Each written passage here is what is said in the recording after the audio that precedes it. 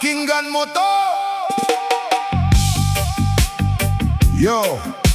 Para sa mga taong hindi makaharap ng patas, mag-ingat sa tagay, mag-ingat sa turing mong kaibigan.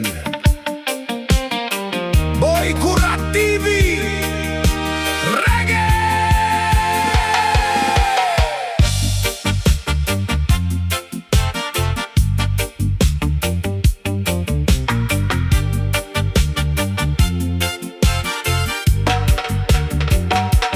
Sa probinsya kung saan payapa ang hangin, may mga taong may lihim na pananim, nakangiti sa harap tila walang gulo, pero may dalang bitag sa likod ng pinto. Ihahanda ang mesa, mag-aanyaya pa. Kain tayo kapatid, ang wikang sadya. Ngunit pagtalikod mo may hinahalong iba. Iisang subo mo lang, buhay mo ay mawawala. O manglalason, anong napala ng iyong puso? Bakit inggit ang sa utak mo ay lumugso? Ang buhay ng tao, hindi mo pag-aari. Ang gawaing palihim, sa impyerno ang uwi. Hustisya ay darating na parang bulog. Ang lason mo sa kapwa, sa iyo rin huhulog. Hey!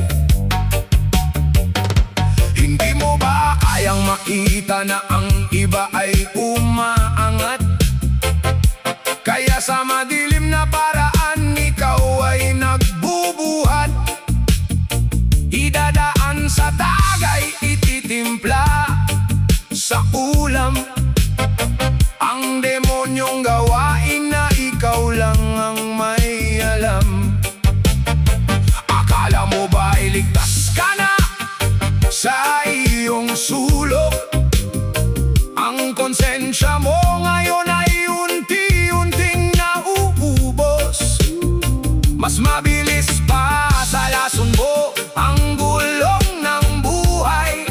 Darating ang araw, ikaw naman ang itutumba sa hukay.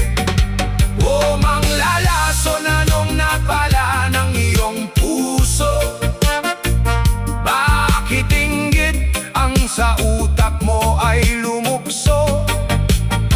Ang buhay ng tao, hindi mo pag-aari. Ang gawaing palihim, sa impyerno ang buwi.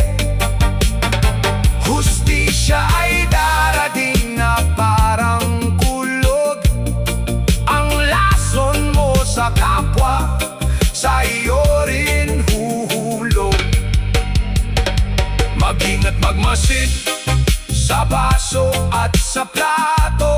Sa panahon ngayon, mahirap nang magtiwala sa tao. Ang tunay na lason ay hindi lang sa kemikal, kundi nasa puso ng taong mamatay tao. Linisin ang budhi habang may panahon. Kayong mga traidor na nagtatago sa dilim, ang karma ng kalikasan, kayo rin ang lalamunin.